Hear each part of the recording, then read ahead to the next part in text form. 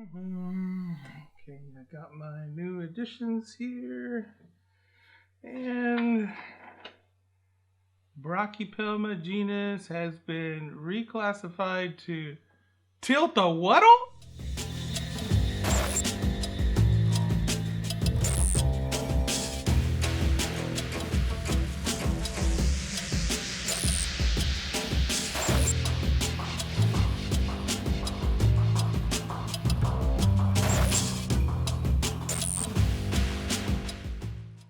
Hello, tarantula lovers. I'm Alex, and you're watching Tarantula Haven. Yes, the Brachypelma genus has received a revision, and in that revision, they have renamed some of the Brachypelma genus and moved them to their own genus. So a lot of people are up in arms about that, and we'll talk about that a little bit later. But first of all, I have a couple of new additions that I want to share with you. So first of all, I have a couple of new additions to share with you. My wife and I, we kind of went out cruising today. We went to a bead show, by the way. I had no idea that there was such a thing, a bead show. And we were looking for fresh beads, new beads to use for our beaded spiders. I don't have an update for you on that on our Etsy store, but things are looking promising, but we still don't know. They're still up in the air. So anyway, on our way home, I wanted to stop by a Petco because I like to look at what they have. Sometimes they have fish that I like, or sometimes maybe I need a new water dish or some wood or something. So I went to look, and they happen to have some emperor scorpions at 50% off. So I got them for $15 each, which I was pretty ecstatic about because they've been pretty high in price lately ever since they quit the importation of them from Africa.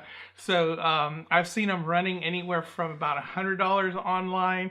I've seen them about $50 to $25 usually at reptile shows and stuff for a juvenile. And $15 was too low a price for me to pass up. So I picked up two of them that they had there. And let me go ahead and put that in there. They clean pretty well. All right, come on down, guy. Boy, this one's cleaning hard. And I don't even have anything to move them with. So let me get something. I'm doing rehousings and I have nothing to rehouse with. So give me just a sec. And I'm back, and I've got a little brush here that I can push it out with. So yeah, so I was pretty excited about that because $15 was too good to be true for me. And I figured I might as well go ahead and get them. I got lucky and I found one by accident at a True Value hardware store one time. And yeah, it was, they sell weird stuff there, and they happened to have one, and it was being sold as an Asian forest scorpion, but upon closer inspection, I realized that it was an emperor scorpion. I had some people that had helped me with that, and yeah, they said that it was definitely an emperor scorpion. So now I have three of them. So, and you know, they were definitely emperors, which I thought maybe they had mislabeled them as emperors and they were actually Asian forests, but no, they were truly emperor scorpions. So Pandinus imperator, I believe is what the scientific name is for them. And yeah, these guys are little feisty suckers here, as you can see there. And they're nice and fat and well taken care of. They were housed properly, which is pretty cool for Petco because sometimes Petco does not house their things very well. But no, these guys were housed properly, and they looked nice and healthy, so I went ahead and got them. And one of the telltale signs of the emperor scorpion is, of course, their pincers here, or their palps. They're kind of they have a gritty texture to them, and they kind of have a rounder shape to them. And of course, you have the yellow telson there, or their stingers. So those are telltale signs that they are emperor scorpions. And of course, right here in the eye area, there are other signs that you can look at, but I'm not going to get into that. But anyway, I just wanted to share that with you real quick because now I have three emperor scorpions. This is kind of a temporary setup for them. I'm actually thinking about setting up something, a bioactive enclosure with some plants and stuff so that people can enjoy them because I'm going to keep them at school probably. So let's talk about the new Brachypelma genus change here, this revision that we're talking about. Let's get down to the nitty-gritty. Essentially, the Brachypelma genus has been split in half, or roughly half. Half of them are still considered Brachypelma, and the other half has been changed to the new genus name. And Brachypelma is a Latin word. Most of our genus for our tarantulas are Latin. And Latin, brachy meaning short, and pelma meaning foot or the sole of the foot. So we kind of come to accept that. Now, most of these tarantulas come from Mexico or Central America, or what we call Mesoamerica. And so I guess since it's their tarantula and they're the ones that have been working on these changes, and I think it's been 4 years in the making, they're the ones protecting these species. So I guess they can name it whatever they want, and they decided to go with a word that is from the Nahuatl language. The Nahuatl language is the native language of Mexico, and believe it or not, it's still spoken to this very day. And Spanish didn't come along until the Spanish, conquest of Mexico and the settlement of the Spaniards in Mexico, which changed the language over to Spanish. So most people in Mexico speak Spanish now. However, the actual Mexican language is Nahuatl. It's hard for people to accept that. There have been grumblings all over Facebook, all these different comments that people have been making about the new classification and how hard it is to pronounce. So, being Mexican American myself and of Mexican descent, I felt like it was my duty to help you with this. The Nahuatl language brought us such wonderful words like Tenochtitlan and Huitzilopochtli and Quetzalcoatl. So these are all different words that come from the Nahuatl language. Some of them we may have heard in mythology. Some of them we know because it is a place, and so on. So they're involved in our vocabulary a little bit. Some of those words even creep into the English language because we use things that come from that area, such as the word avocado. The avocado comes to us from the word aguacatl, which is also a Nahuatl language word. So, it creeps into the United States or the English language because we use things from Mexico, or maybe even because, in the Western United States, because it was Mexican territory. So these little words creep in here and there. You're probably even speaking Nahuatl if you've ever eaten at Chipotle. I want Chipotle. Or had put chipotle seasoning on your food. The word chipotle comes to us from the Nahuatl. It's a shortened version of chili and pocli, which means chili, of course, means pepper. Pocli means smoked or smoke. And combined, it's basically a smoked pepper because they make it out of a smoked dried jalapeno pepper. So I bet you didn't even know that you were using Nahuatl today. So let's break down the pronunciation of the new genus. The new genus name is Tliltocatl. Tliltocatl. So if you think about it, if you break it down, the first part is like the word teal. If you can say teal, you can say tlil. All right, so it's just an L added to it, T-L-E-L or I-L. But you can say teal, tlil. You can say tlil. All right, and toe, like your toe on your foot. And then the last part, catl. You can think about cattle. Our word cattle sounds very similar to catl. Or caudal. All right, caudal is a little bit of a softer sound with the D, which is closer to it, caudal. All right, it's closer to it. So if you combine those, tliltocatl, it's not that difficult to pronounce. So, like I said, you've even said chipotle, and that's got that TL sound in it, so it's not that difficult. And in truth, the pronunciation of the TL at the end of a word, as in Nahuatl, is actually, I'm overpronouncing that L. It's almost a silent L. It's Nahuatl, and it's almost like a little puff of air on the side of your tongue there. A lot of people pronounce it that way, or the true pronunciation. It's almost a silent L, but it's pronounced, but it's just barely there. But most of us in English will probably overpronounce that L because it's there. So Nahuatl, Tliltocatl. All right, so hopefully that will help you with the name of this genus. And I have some Tliltocatl to rehouse. So let's talk about the the species that stayed in Brachypelma. So you've got Brachypelma albiceps, auratum, Baumgarteni, I think. I have a hard time pronouncing that one.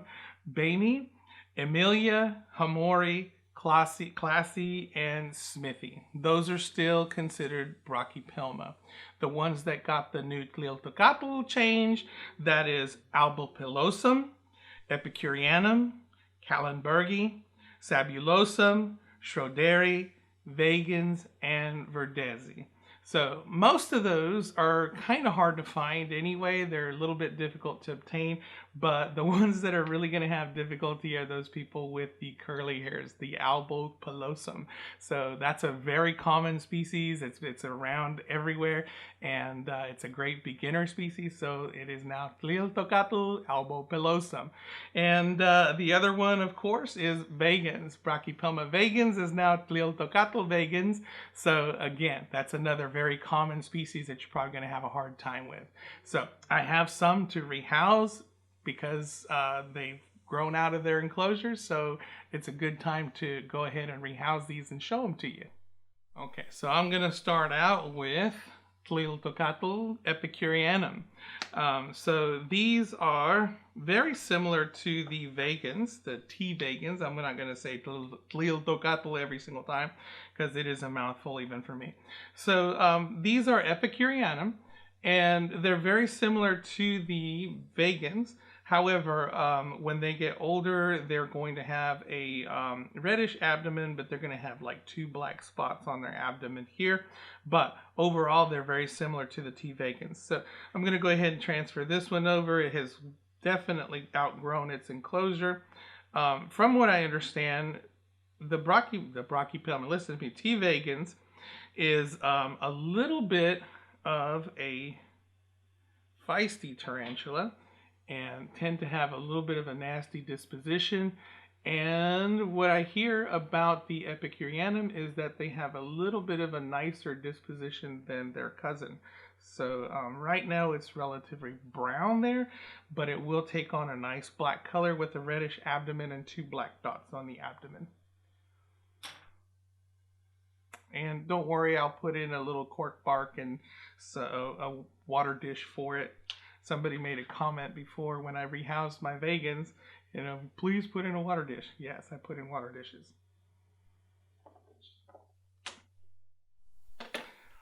And this is definitely going to take some getting used to saying the Tliltocatl. I still want to call them Brachypelma because I was so used to that, and I guess that's happening with everybody.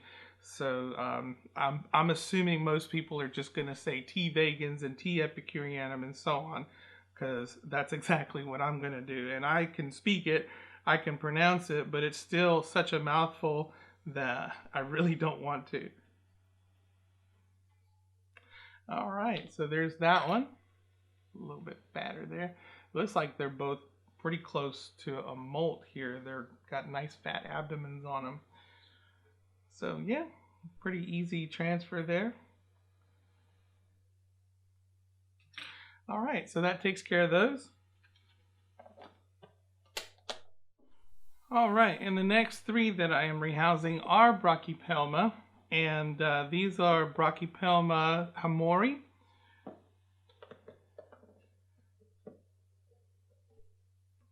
And that's one of the things about the tarantula hobby. Now, these are definitely desperately in need of a new rehouse. I've kept them here way too long, but they've been fine. It's just I want them to have more space. They can't just live like this. And in fact, this is going to be very temporary here too.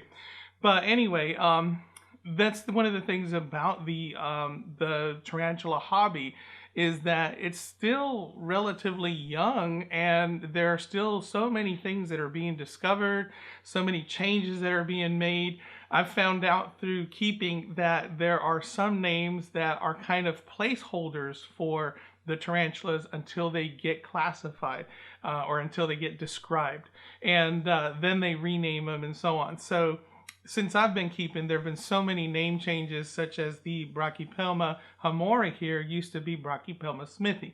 And now that we've found out that there are actually 2 different species, one is still smithi, this one is now hamori. So these name changes happen quite often, and it's something that you just got to get used to if you are in the hobby. You're going to deal with these name changes, especially if one of the tarantulas that you have happens to be one of those that has a placeholder name. To give you an example of that would be, say, the Homeoma chilensis. At one time, it was the Euathlus species red, and Euathlus is one of those placeholder names. So it is no longer that, and so, you know, those things change. So this is a male right here, and I love this species. This is one of my favorites because it is one of the first ones that I have ever held when I was a kid. And this is what kind of started me with my love for tarantulas. Beautiful guy. So this is Brachypelma hamori number 2. And as you can see right here on the name, it still says Smithy, because when I got them, they were still classified as Smithy, and they went through the name change to Hamori. So there you go. All right, so this one is also a male. That's my luck. So let's get him transferred over. Come on, buddy. Whoop. All right, don't go crazy. There you go. Are you gonna go for a walk?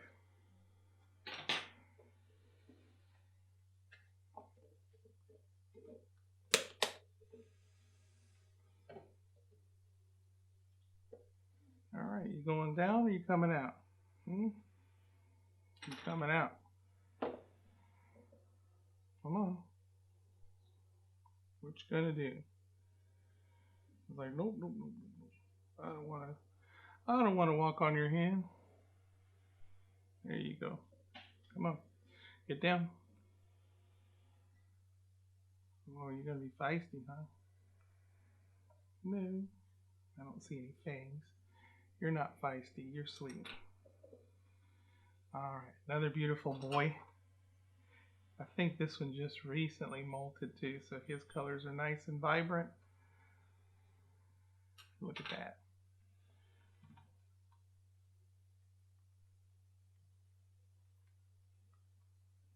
There we go. Just a gorgeous tarantula. And on closer inspection on the revision, from what I understand, they split them in half based on coloration and on the shape of the genitalia. So those are things that I guess there were major differences in both of them. And of course, all the ones that stayed in the Brachypelma are pretty much those that have oranges and reds on them.